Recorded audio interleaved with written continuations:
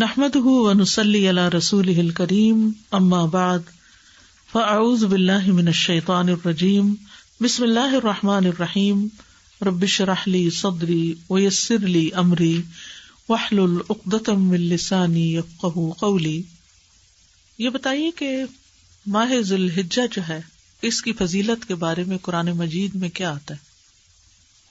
سورۃ الفجر میں آتا ہے والفجر وليال عشر والشفع والوتر واللیل اذا یسری هل فی ذلک قسم لذی حجر، قسم ہے فجر کی اور 10 راتوں کی اور جفت اور طاق کی اور رات کی جب وہ چلتی ہے، یقیناً اس میں عقل والے کے لیے بڑی قسم ہے۔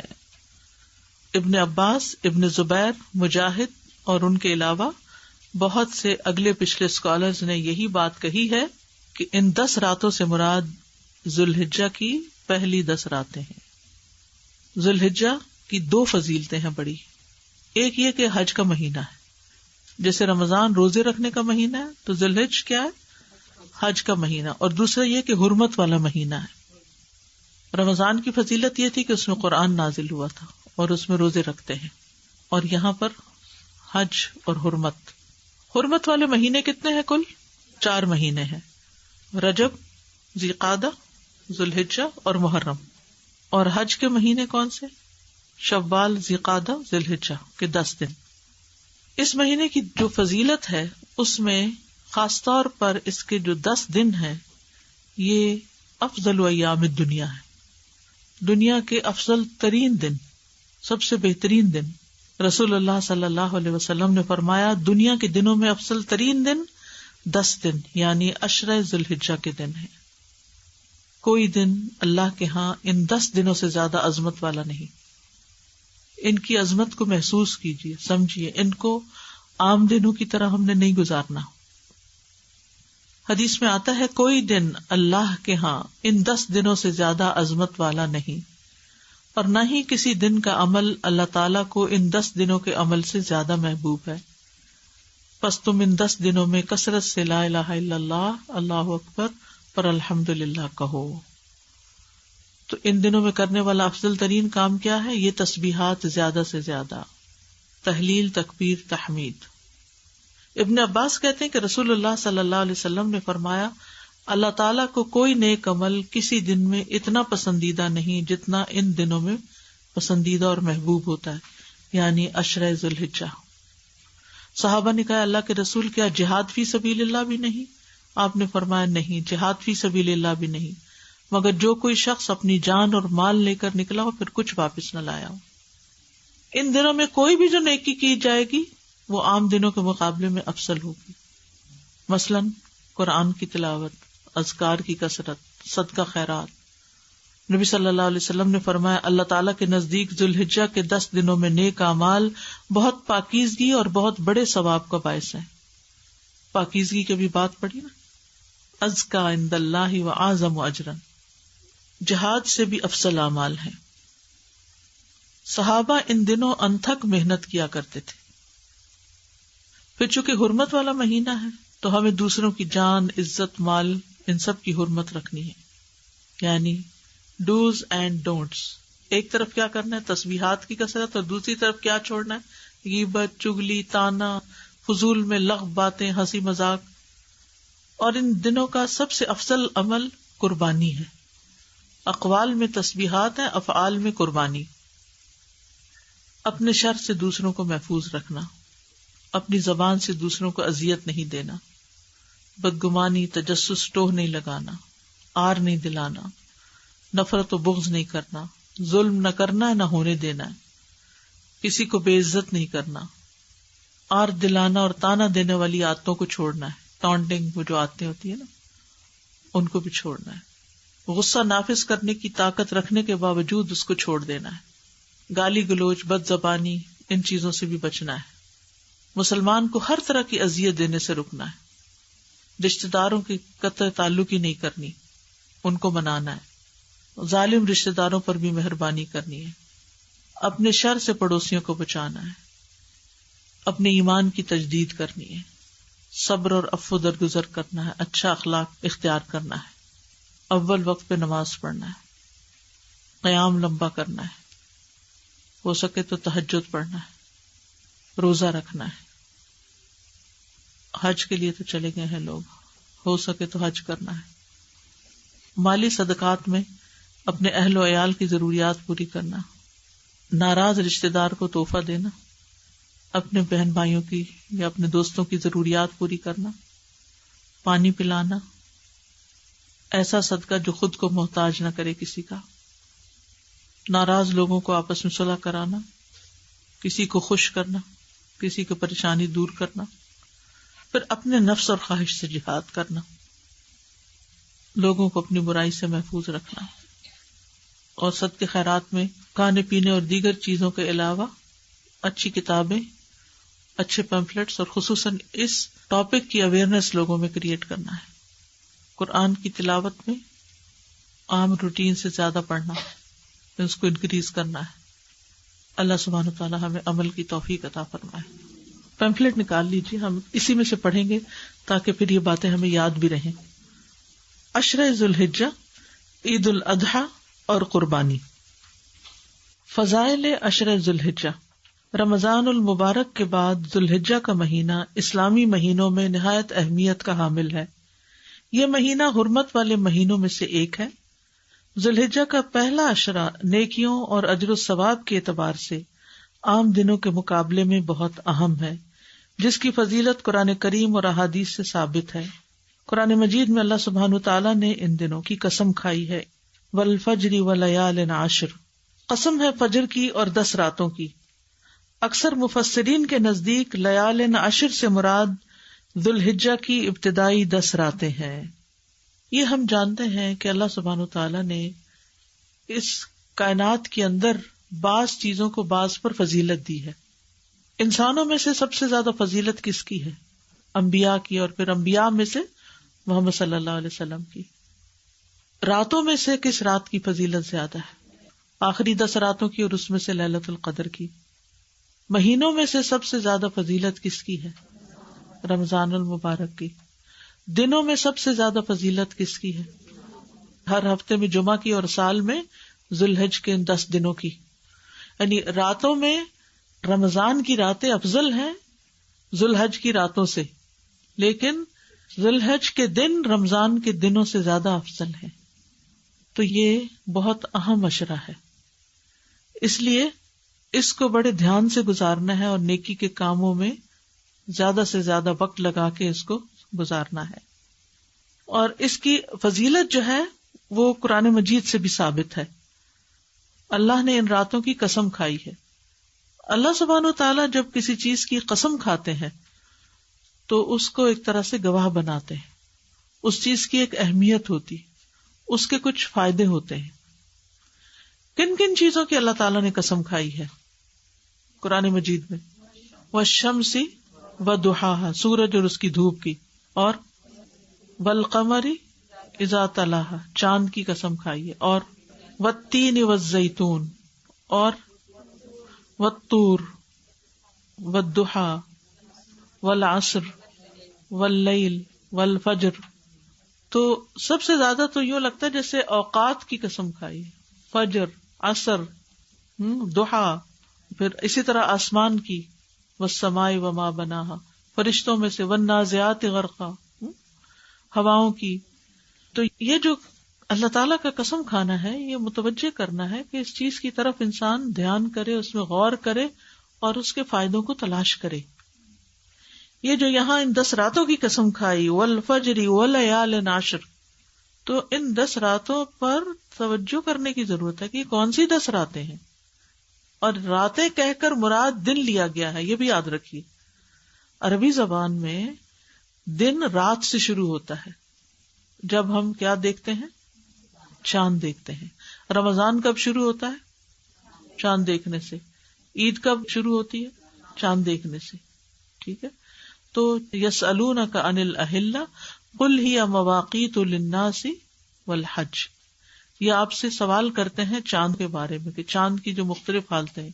کہہ دیجئے کہ یہ مواقیت للناس، لوگوں کو اوقات بتانے کے لیے، والحج، اور خصوصاً حج کے اوقات بتانے کے لیے. تو لیال سے مراد لٹرل میننگ تو اس کا رات ہے لیکن اس میں دن بھی شامل ہے. جیسے ہم کہتے ہیں 10 دن ہو گئے ہیں اس کام کو شروع کیے ہوئے، تو اس کا کیا مطلب ہے؟ اونلی ڈیز یا نائٹ بھی؟ نائٹ بھی انکلوڈ ہے. ٹھیک ہے، تو جب رات کا لفظ بولا جاتا ہے تو دن اس میں شامل ہے. تو یہ 10 دن جو ہیں یہ نیکیوں اور اجر و ثواب کے اعتبار سے عام دنوں کے مقابلے میں بہت اہم ہے. پورے سال کے دنوں میں آپ کو وہ فضیلت نیک اعمال کی نہیں ملے گی جو ان 10 دنوں میں ملے گی. لیکن ان 10 دنوں کا خاص عمل کیا ہے؟ اللہ تعالیٰ نے ان 10 دنوں میں اپنے ذکر کا خاص حکم دیا ہے. ارشاد فرمایا وَيَذْكُرُ اسْمَ اللَّهِ فِي أَيَّامٍ مَّعْلُومَاتٍ، سورۃ الحج آیت 28. اور معلوم دنوں میں اللہ تعالیٰ کا نام یاد کریں، یعنی اللہ کے نام کا ذکر کریں، ورد کریں. ابن عباس سے روایت ہے کہ ان معلوم دنوں سے مراد عشرہ ذی الحجہ کے 10 دن ہیں، اور ان 10 دنوں میں کیے جانے والے اعمال اللہ تعالیٰ کو دیگر دنوں کی نسبت زیادہ محبوب ہیں. ان 10 دنوں میں جو بھی نیکی کا کام آپ کریں گے آپ اس کا اجر و ثواب زیادہ پائیں گے اور اللہ کی محبت کو پانے کا ذریعہ بن جائے گا. کل ہی کسی نے مجھے سوال کیا کہ ہم اللہ کی محبت کیسے پائیں؟ ان 10 دنوں میں زیادہ سے زیادہ نیکیاں کما کے اللہ کی محبت حاصل کریں، کیونکہ اللہ تعالیٰ کو یہ بہت پسند ہے کہ لوگ ان 10 دنوں میں عام روٹین سے ہٹ کر زیادہ نیک کاموں کی طرف متوجہ ہوں. جی. رسول اللہ صلی اللہ علیہ وسلم نے فرمایا کسی بھی دن کیا ہوا عمل اللہ تعالیٰ کو ان 10 دنوں میں کیے ہوئے عمل سے زیادہ محبوب نہیں ہے. انہوں یعنی صحابہ رضی اللہ عنہم نے پوچھا اے اللہ کے رسول صلی اللہ علیہ وسلم، جہاد فی سبیل اللہ بھی نہیں؟ آپ صلی اللہ علیہ وسلم نے فرمایا جہاد فی سبیل اللہ بھی نہیں، ہاں مگر وہ شخص جو اپنی جان و مال کے ساتھ نکلے اور کچھ واپس لے کر نہ آئے، یعنی شہید ہو جائے. شہادت کا درجہ بہرحال بلند ہے، ورنہ اس سے کم جو بھی آپ نیک عمل کریں گے وہ جہاد فی سبیل اللہ سے بھی افضل ہے. ان دنوں میں سے 9واں دن عرفہ کا ہے. یہ وہ عظیم دن ہے جس کے بارے میں رسول اللہ صلی اللہ علیہ وسلم نے ارشاد فرمایا کوئی دن ایسا نہیں ہے کہ جس میں اللہ تعالیٰ عرفات کے دن سے زیادہ لوگوں کو جہنم سے آزاد کرتا ہو. جی، یعنی اس عشرے میں حج بھی ہوتا ہے اور عرفہ کا دن آتا ہے. رمضان کی اہمیت کیوں ہے؟ کیونکہ اس میں قرآن نازل ہوا تھا، اس میں روزے رکھتے ہیں، ہم اپنی ایک عبادت ادا کرتے ہیں، اور اس میں لیلۃ القدر ہے. تو اس عشرے کے اندر کیا خاص خصوصیت ہے؟ حج کا دن ہے، عرفہ کا دن ہے.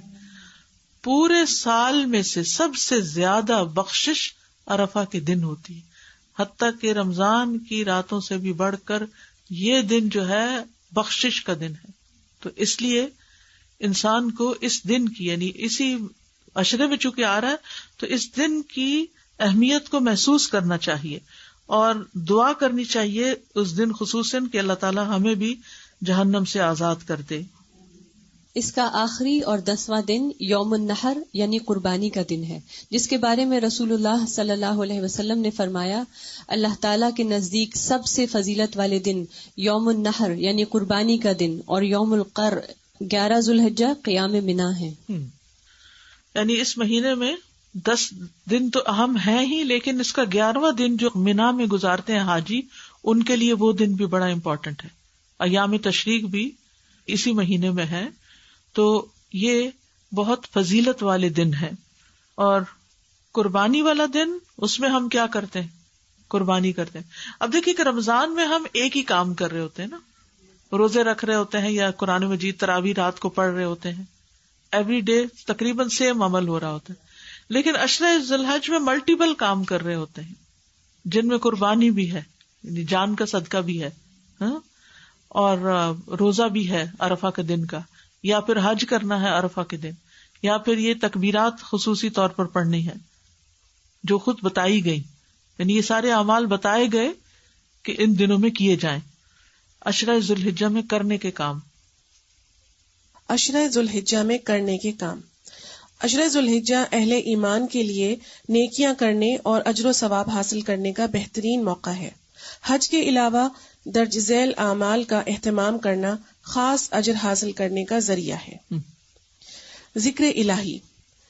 عبداللہ ابن عمر رضی اللہ عنہ سے روایت ہے کہ نبی کریم صلی اللہ علیہ وسلم نے فرمایا، کوئی دن اللہ تعالیٰ کے ہاں ان 10 دنوں سے زیادہ عظمت والا نہیں، اور نہ ہی کسی دن کا عمل اللہ تعالیٰ کو ان 10 دنوں کے عمل سے زیادہ محبوب ہے۔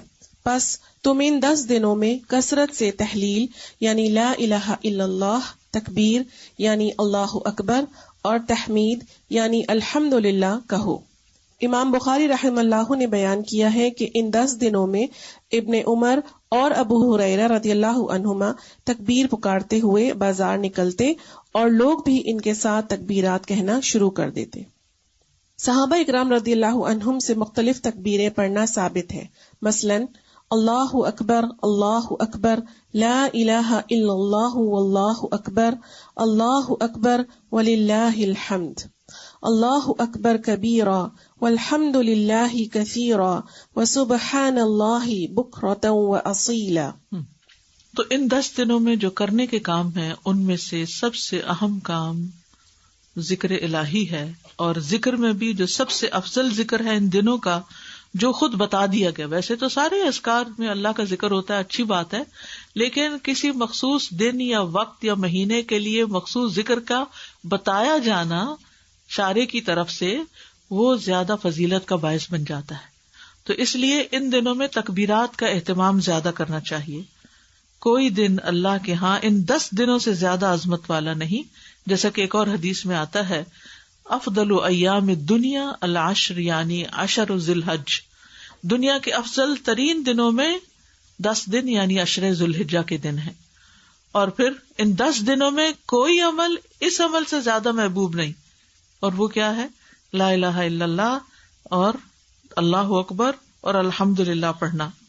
اس لیے ان دونوں طرح کی تکبیرات کو صحابہ جو ہیں وہ پڑھا کرتے تھے، اور یہ اجر عظیم پانے کے بہترین مواقع ہیں۔ صحابہ کرام سخت محنت کیا کرتے تھے۔ سعید بن جبیر ذی الحجہ کے 10 دن داخل ہونے کے بعد عبادت میں بہت زیادہ کوشش کرتے، اتنی کہ ان کی ہمت نہ ہوتی جس پر، یعنی کہ اپنی ہمت سے بڑھ کے ان دنوں میں اپنے آپ کو تھکایا کرتے تھے۔ تکبیرات ذرا پڑھیے۔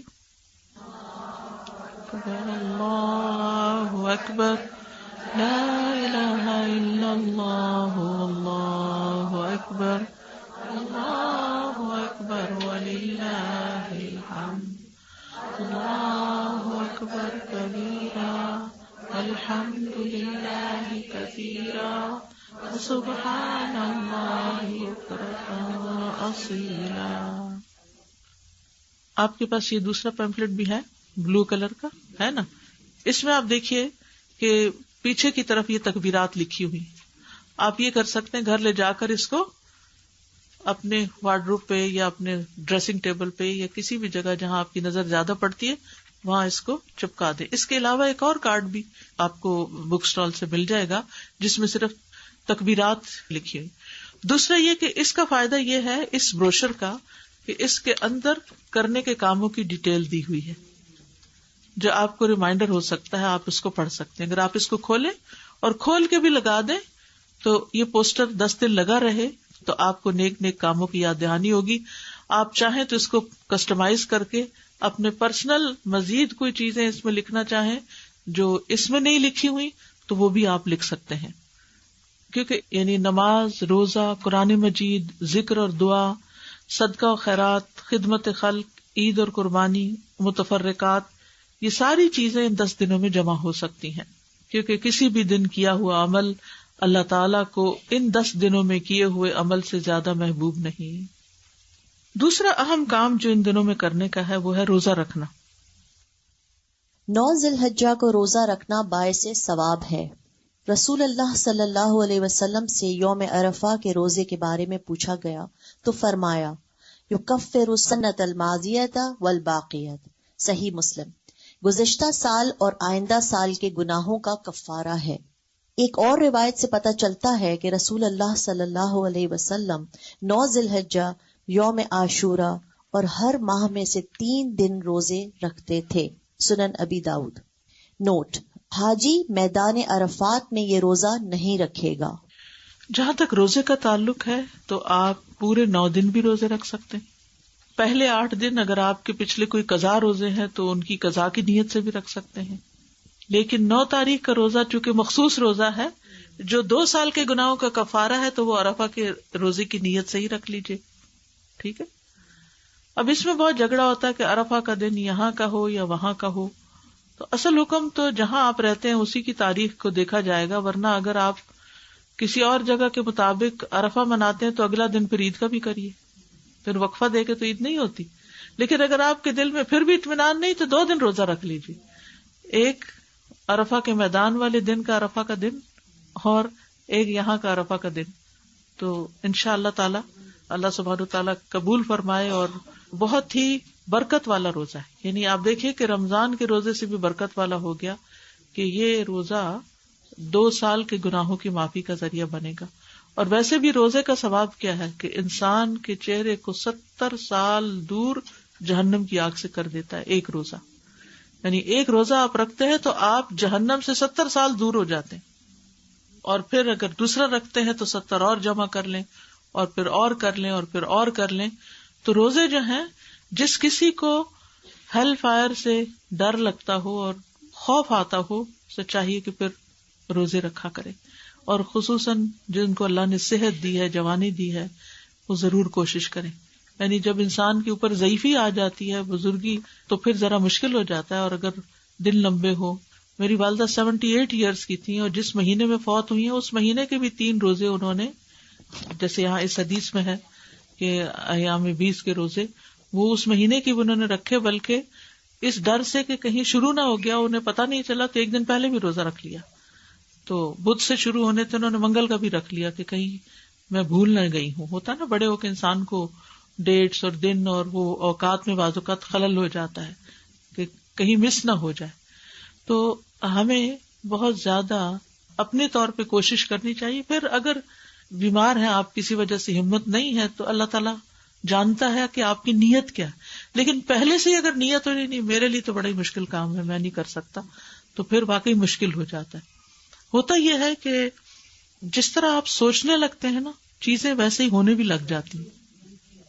ہر چیز کی ایک فریکوینسی ہوتی ہے اور ایک آپ کے دماغ کی فریکوینسی ہے. تو یہ ایک فریکوینسی دوسری سے جب ملتی تو پھر وہ ویسے ہی چیزیں نظر آنے لگتی ہیں اور ویسے ہی ہونے لگتی ہیں. عید الاضحیٰ. عید الاضحیٰ، عید الاضحیٰ یا بقر عید مسلمانوں کا تہوار ہے. اسے بڑی عید یا عید قربان بھی کہا جاتا ہے. ساری دنیا کے مسلمان یہ عید ابراہیم علیہ السلام کی اس سنت کی پیروی میں مناتے ہیں جو انہوں نے اپنے بیٹے کی قربانی کی شکل میں جاری کی اور اللہ تعالیٰ سے اپنی محبت کی سچی مثال قائم کی. یہ عید 10 ذوالحجہ کو منائی جاتی ہے اور 13 ذوالحجہ تک قربانی کی جا سکتی ہے. نبی صلی اللہ علیہ وسلم مدینہ تشریف لائے تو آپ صلی اللہ علیہ وسلم نے فرمایا، تم سال میں 2 دن خوشی منایا کرتے تھے، اللہ تعالیٰ نے تمہیں ان سے بہتر 2 دن عطا فرمائے ہیں، عید الفطر اور عید الاضحیٰ. تو اب آپ دیکھ رہے ہیں کہ یہ جو دن ہیں حرمت والے اور فضیلت والے، ان میں عید بھی آ جاتی ہے اور اس اعتبار سے بھی اس کی اہمیت ہے. ویسے تو ذوالحج کے مہینے کی فضیلت 2 اہم اعتبار سے ہے. ایک یہ کہ اس میں حج ہوتا ہے اور دوسرا یہ کہ وہ حرمت والا مہینہ ہے جن میں جان، عزت اور مال کی حرمت کا پاس رکھنا چاہیے. اور اس عظیم مہینے میں سب سے عظیم دن ہے، اور اس عظیم دن میں، عید والے دن میں، سب سے عظیم کام قربانی کرنا ہے اور حرمتوں کو پامال نہ کرنا. حرمتوں کو پامال کرنا کیا ہے کہ کسی کی جان، مال، عزت پر ہاتھ اٹھانا، زبان کھولنا.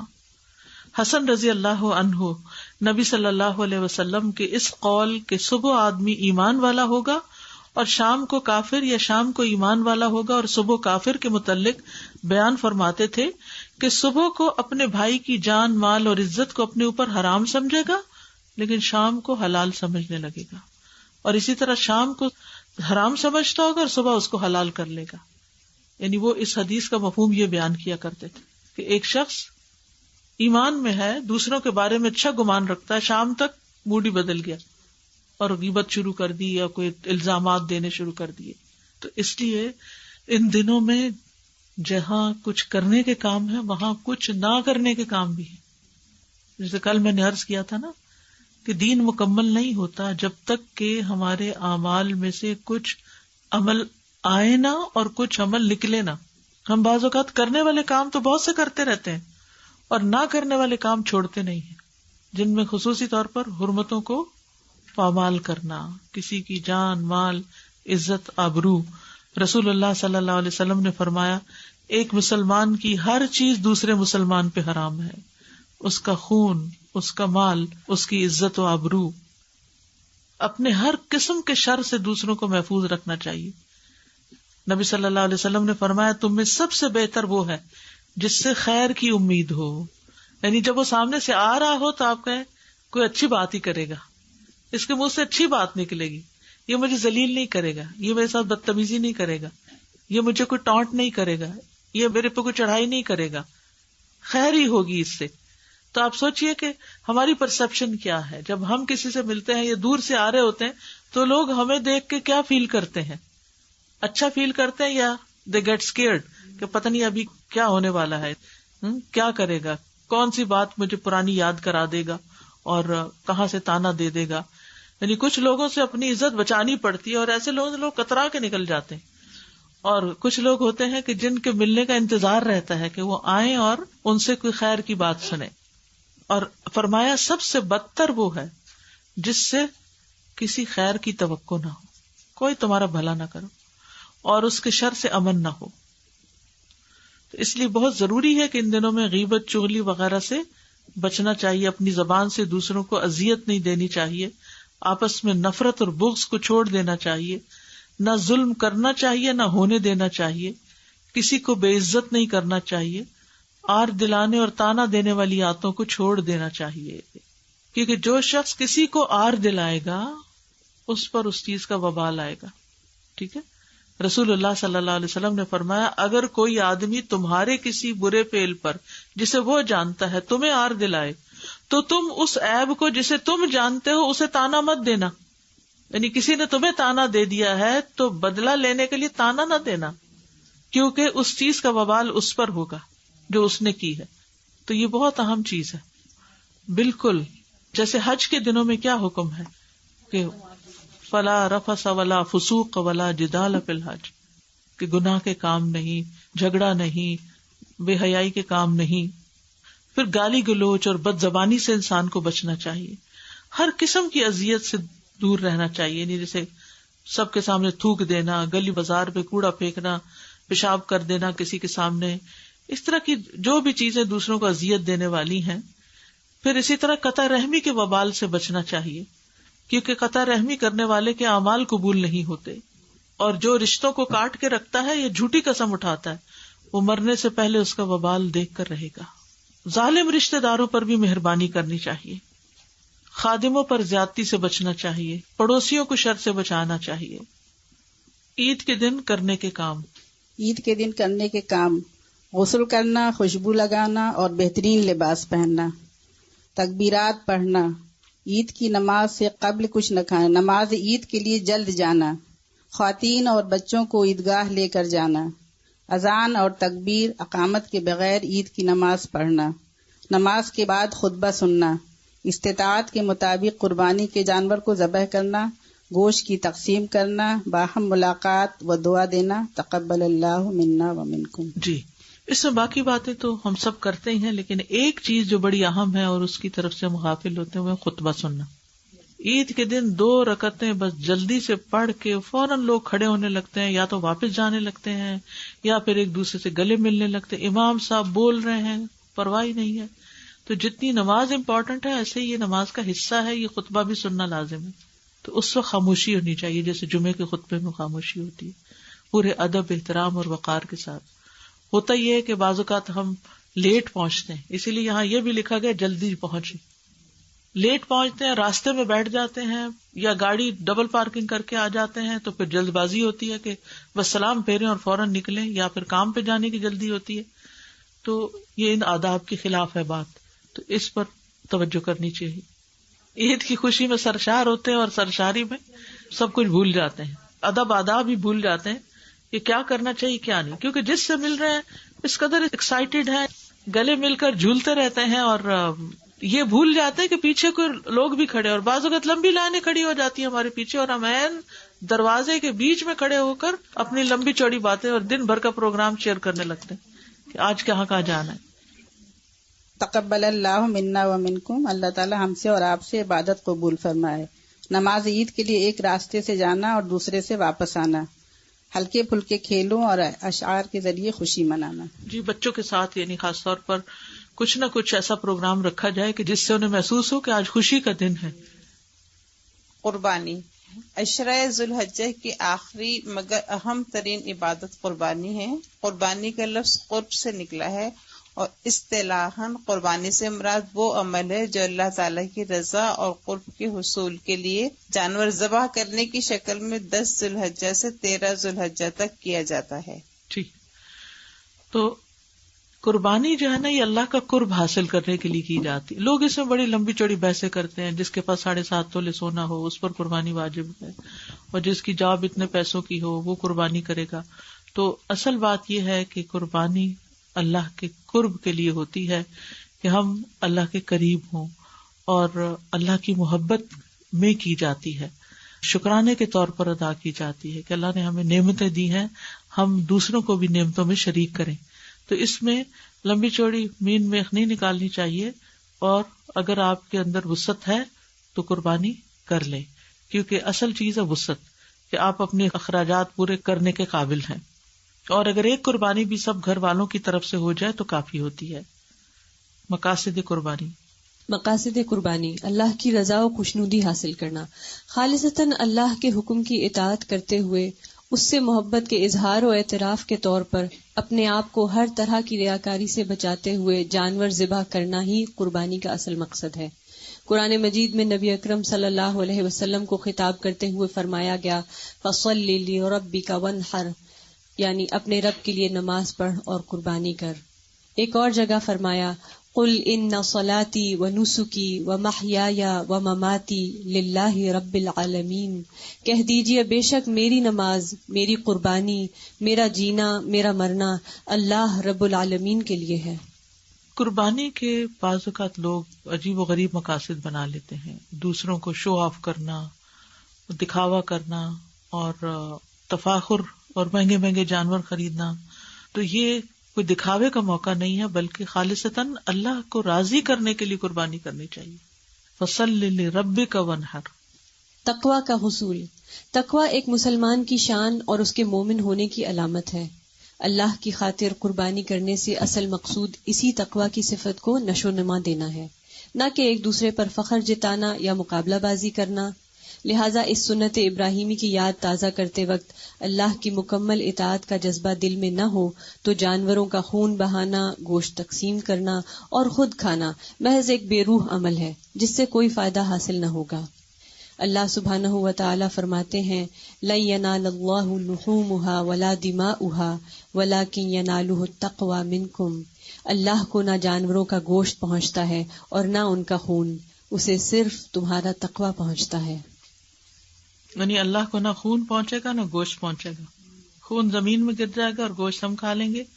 وہاں کیا جائے گا؟ دلوں کا تقوی. تقوی میں کیا ہے؟ اللہ سے محبت کتنی، اللہ کا خوف کتنا ہے. یعنی اس قربانی کی عید کے بعد ہمارے تقوی میں کیا اضافہ ہوا، یہ ہے سوال.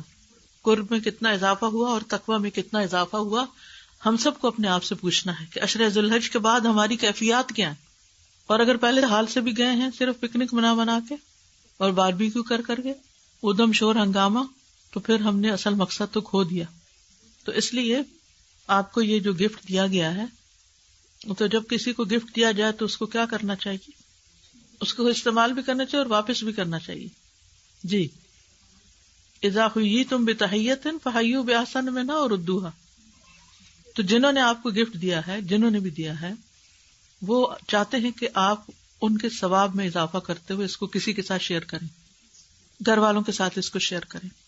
آپ یہ بھی کر سکتے ہیں کہ گھر والوں کو اکٹھے بٹھا کے تھوڑا تھوڑا انہیں سے ریڈ کروا لیں. اگر اردو آتی نہیں آتی تو خود ان کو پڑھ کے سنا دیں، یا اس کا انگلش بھی ہے وہ ان کو سنا دیں. اس کا فائدہ کیا ہوگا کہ سب کو ریمائنڈر ہو جائے گا.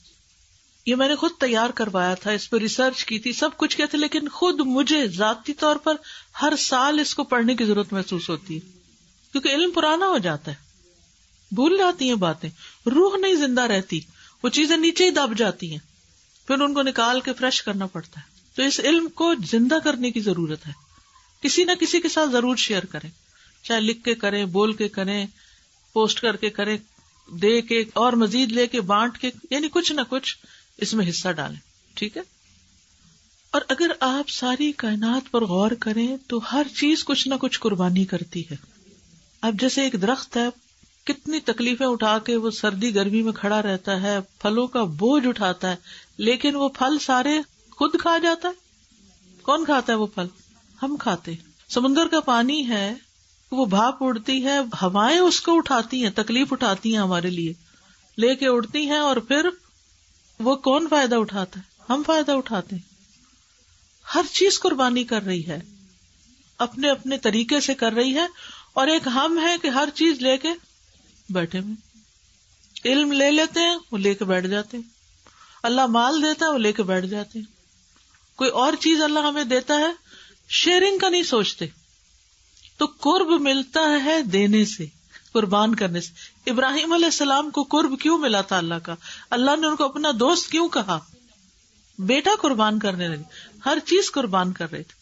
ایک بات بڑی عجیب لگتی ہے مجھے کبھی کہ اللہ سبحانہ وتعالیٰ فرماتے ہیں وَآتَيْنَاهُ فِي الدُّنْيَا حَسَنَةً، کہ ہم نے ابراہیم کو دنیا میں حسنہ عطا کی.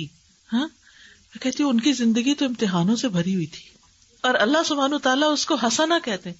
تو جب ہم مانگتے ہیں ربنا آتنا فی الدنیا حسنہ، تو اس کا صرف یہ مطلب نہیں ہوتا کہ اور مال مل جائے اور زندگی عیش و عشرت کا نمونہ بن جائے.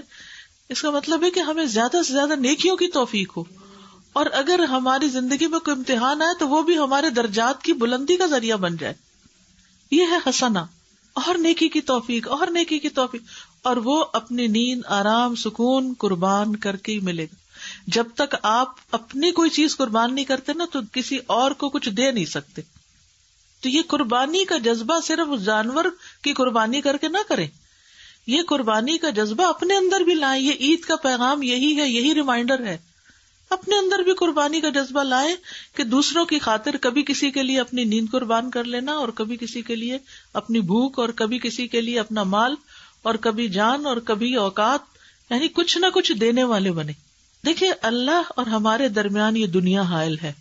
جتنا جتنا ہم اس کو اللہ کی خاطر نکالتے جائیں گے، یعنی اللہ کی خاطر استعمال کریں گے، ہم اللہ کے قریب ہوتے جائیں گے. اور یہ ہمیں فزیکلی ایک ایکٹیویٹی کرائی گئی، جانور ذبح کرو اور دیکھو اللہ نے اس کو پیدا کیا تمہارے لیے، کیسے وہ اپنی جان دے رہا ہے. تم اس کی تو جان لے رہے ہو، اپنی بھی کبھی دینے کی سوچی؟ استاذہ جی، پڑھنے سے پہلے میں ایک بات شیئر کرنا چاہوں گی. جو قربانی جب بھی آتی ہے تو ہم جو شیئر کرنے والی باتیں ہیں ان کو کم، بلکہ وہ ایسے جوکس آنے لگتے ہیں سوشل میڈیا کے اوپر جو اخلاقی معیار سے ہر طرح سے گرے ہوئے ہوتے ہیں، اور وہ جگہ جگہ شیئر ہو رہے ہوتے ہیں اور مسلسل پوسٹ ہو رہے ہوتے ہیں. تو ہمیں ان چیزوں سے رکنا ہے اور دوسروں کو بھی روکنا ہے. بالکل جی بالکل، کیونکہ یہ دین کا مذاق اڑانا ہے نا، یہ تو ایک ریچول ہے، اللہ کا حکم ہے. جی، اہمیت قربانی. قربانی کا حکم آدم علیہ السلام سے لے کر رسول اللہ صلی اللہ علیہ وسلم تک تمام آسمانی شریعتوں میں رہا. ارشاد باری تعالیٰ ہے لِكُلِّ أُمَّةٍ جَعَلْنَا مَنْسَكًا هُمْ نَاسِكُوهُ، سورہ حج آیا 67. یعنی ہم نے ہر امت کے لیے ایک طریقہ عبادت یعنی قربانی مقرر کر رکھا ہے، اور وہ اس پر چلنے والی ہیں. کیا پتہ چلتا ہے کہ یہ صرف ہمیں حکم نہیں دیا گیا، ہر امت کو اس کا حکم تھا، ہر دور میں اس کا حکم رہا، سب شریعتوں میں قربانی رہی ہے. قرآن مجید میں بہت خوبصورت انداز میں ابراہیم علیہ السلام کی قربانی کا ذکر کیا گیا ہے، اور ابراہیم علیہ السلام نے کہا میں اپنے رب کی طرف جاتا ہوں، عنقریب وہ میری رہنمائی کرے گا. اے میرے رب، مجھے صالحین میں سے اولاد عطا کر. تو ہم نے اس کو ایک حلیم بردبار لڑکے کی بشارت دی. وہ لڑکا جب اس کے ساتھ دوڑ دھوپ کرنے کی عمر کو پہنچ گیا تو ابراہیم علیہ السلام نے کہا بیٹا، میں نے خواب میں دیکھا ہے کہ میں تجھے ذبح کر رہا ہوں، تیرا کیا خیال ہے؟ اس نے کہا اے میرے ابا جان، جو آپ کو حکم دیا گیا ہے کر ڈالیے، آپ انشاءاللہ مجھے صابروں میں سے پائیں گے. تو جب ان دونوں نے اطاعت کی اور اسے اسماعیل علیہ السلام کو ماتھے کے بل گرا دیا، اور ہم نے ندا دی کہ اے ابراہیم تو نے خواب سچ کر دکھایا، بے شک ہم نیکی کرنے والوں کو ایسی ہی جزا دیتے ہیں، بے شک البتہ یہ ایک بہت واضح امتحان تھا، اور ہم نے ایک بڑی قربانی کے ذریعے اس کا فدیہ دیا، اور ہم نے بعد والوں میں اس کا ذکر خیر قائم کر دیا۔ سورہ صافات آیہ 99 سے 108 تک۔ یہ ہے ابراہیم علیہ السلام اور اسماعیل علیہ السلام کے کردار میں تسلیم و رضا کا وہ بے مثال نمونہ جو بارگاہ الہی میں اس درجے مقبول ہوا کہ رہتی دنیا تک اللہ تعالیٰ نے اس سنت کو جاری کر دیا۔ یہ نہ صرف ابراہیم علیہ السلام خلیل اللہ کی سنت ہے، بلکہ نبی کریم صلی اللہ علیہ وسلم نے عید الاضحیٰ کے موقع پر قربانی کو اپنی سنت قرار دیا۔ رسول اللہ صلی اللہ علیہ وسلم نے فرمایا، بے شک اس دن ہم پہلا کام یہ کرتے ہیں کہ نماز عید ادا کرتے ہیں، پھر واپس پلٹتے ہیں اور قربانی کرتے ہیں۔ جس شخص نے ایسا ہی کیا اس نے ہماری سنت کو پا لیا۔ صحیح بخاری۔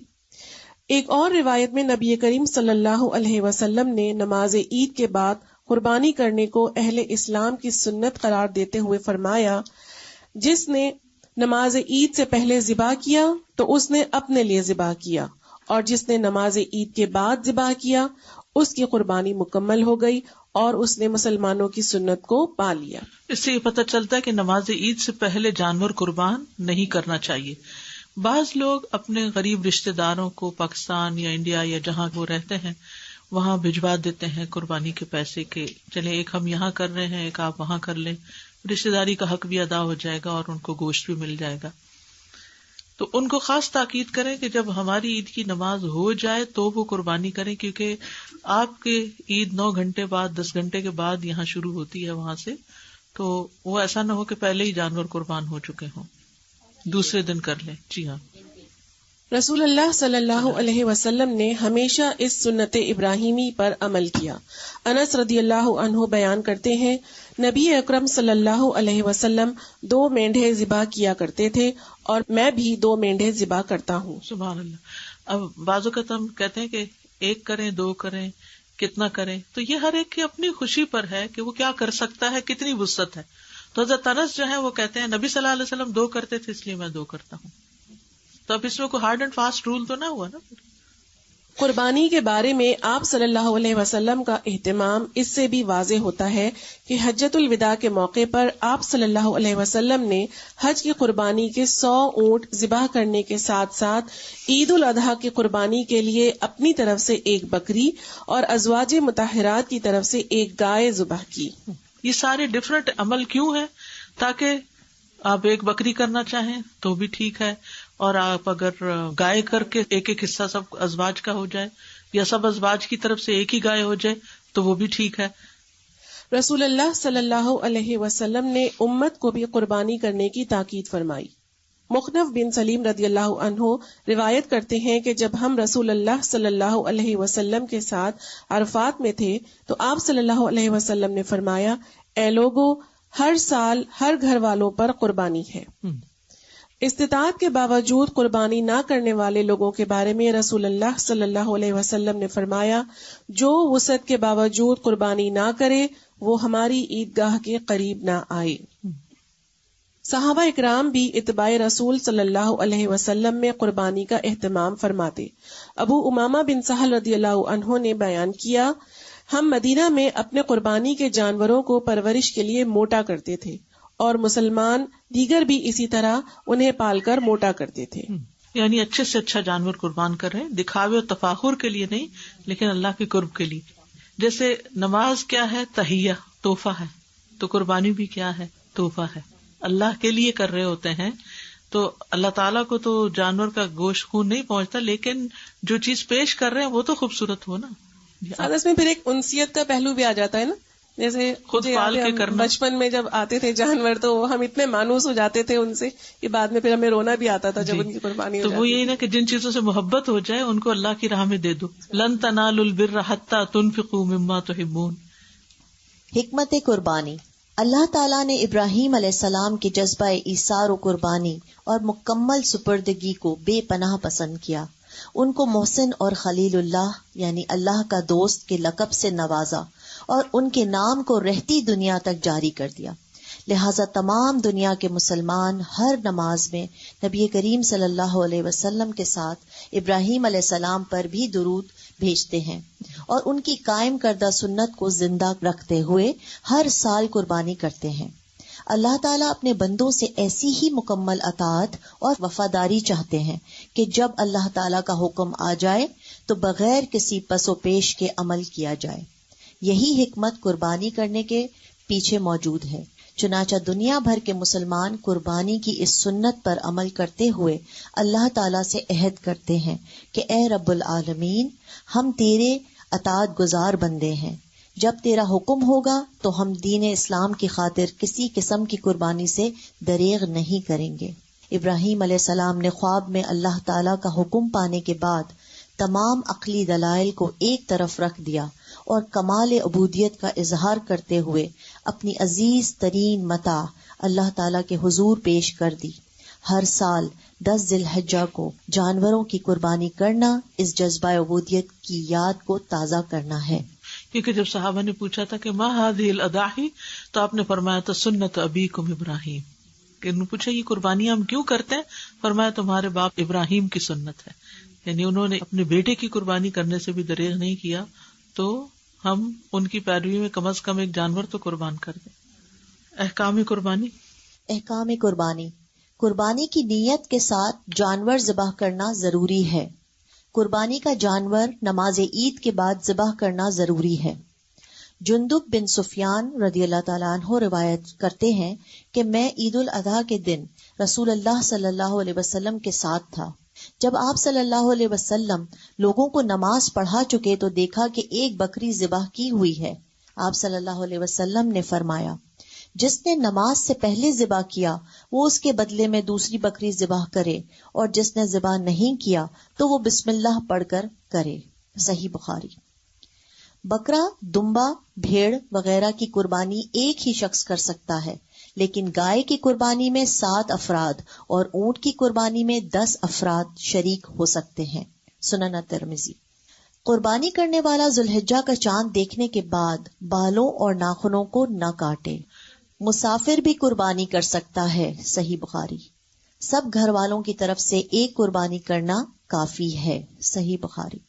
کسی رشتہ دار، دوست یا تمام مسلمانوں کی طرف سے بھی قربانی کی جا سکتی ہے. صحیح مسلم. مرحومین کی طرف سے بھی قربانی کی جا سکتی ہے. سنن ابن ماجہ.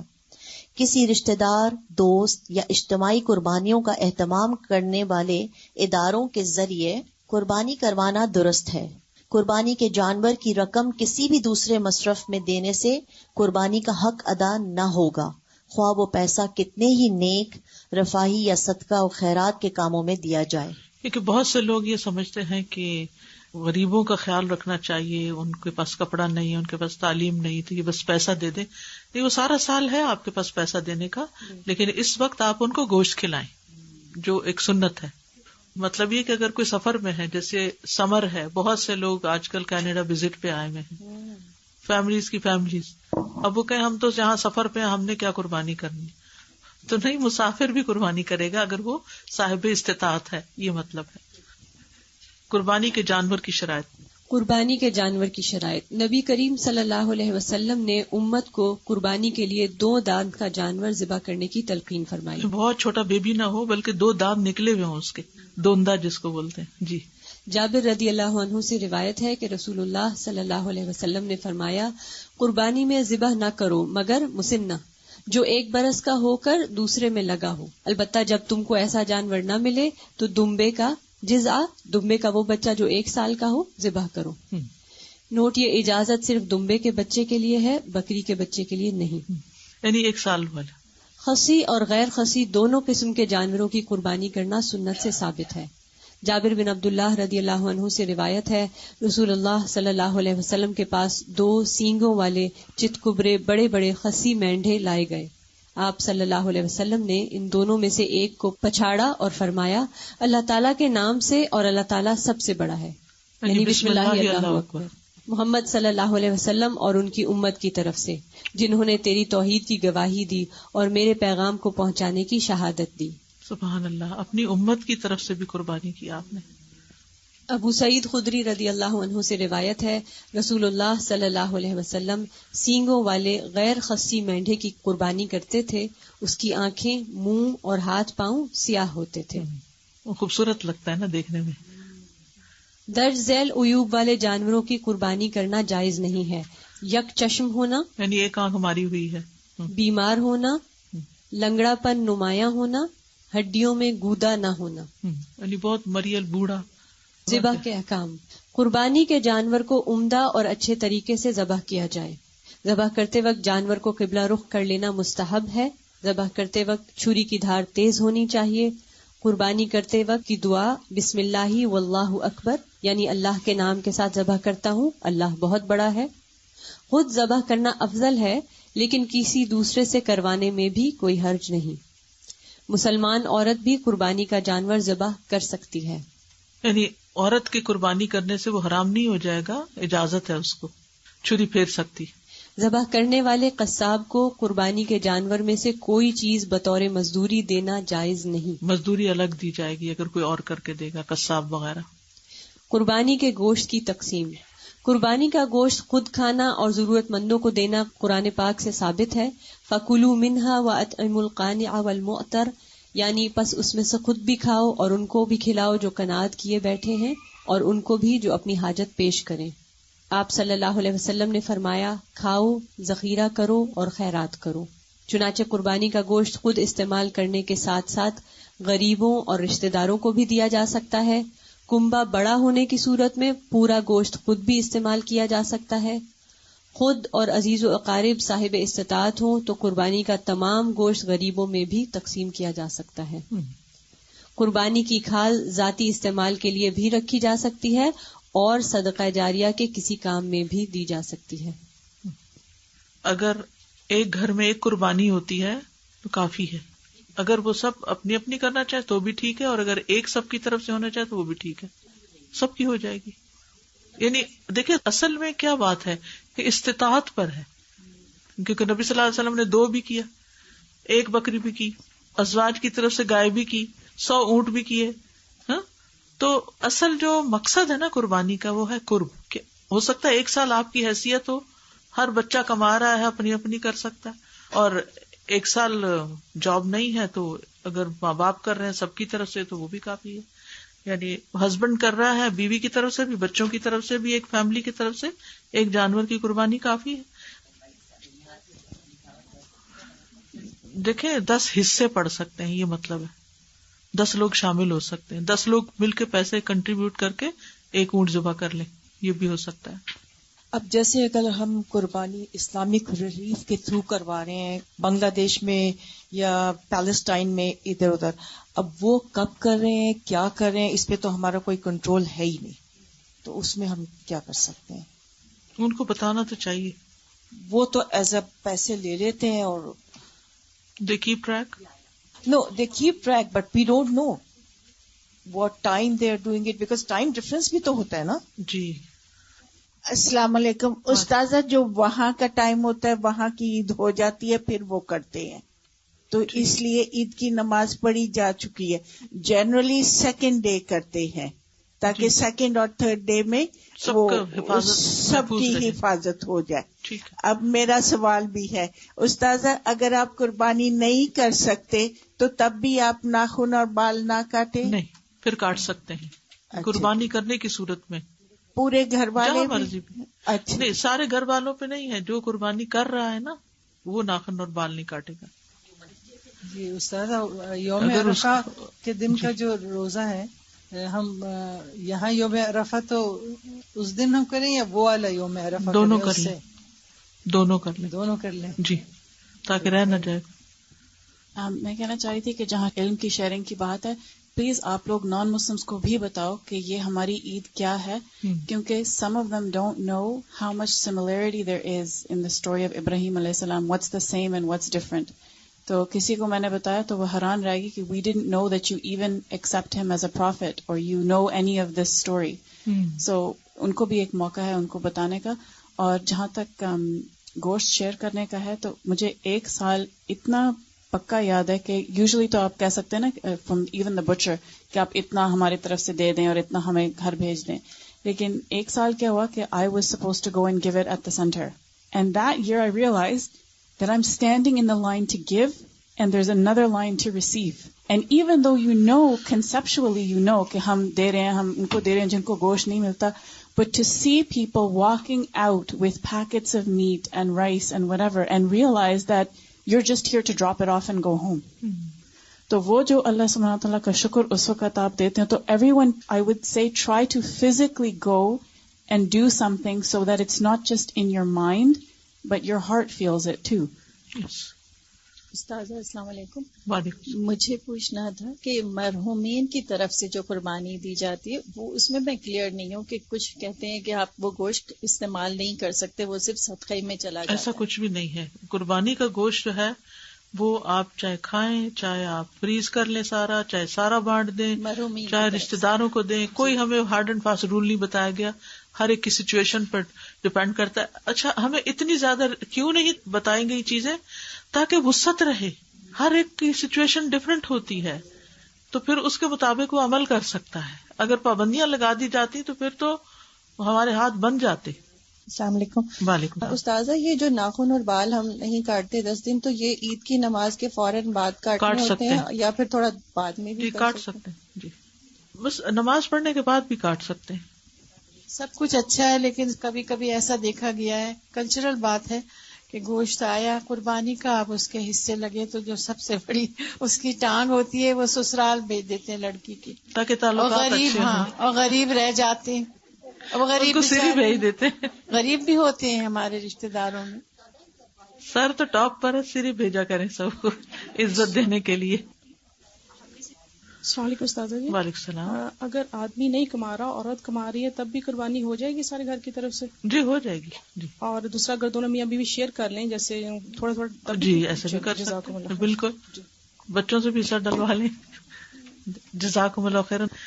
سبحانک اللہم و بحمدک, اشہد ان لا الہ الا انت, استغفرک و اتوب الیک. السلام علیکم و رحمۃ اللہ وبرکاتہ. اللهم صل على محمد وعلى آل محمد كما صليت على إبراهيم وعلى آل إبراهيم إنك حميد مجيد. اللهم بارك على محمد وعلى آل محمد كما باركت على إبراهيم وعلى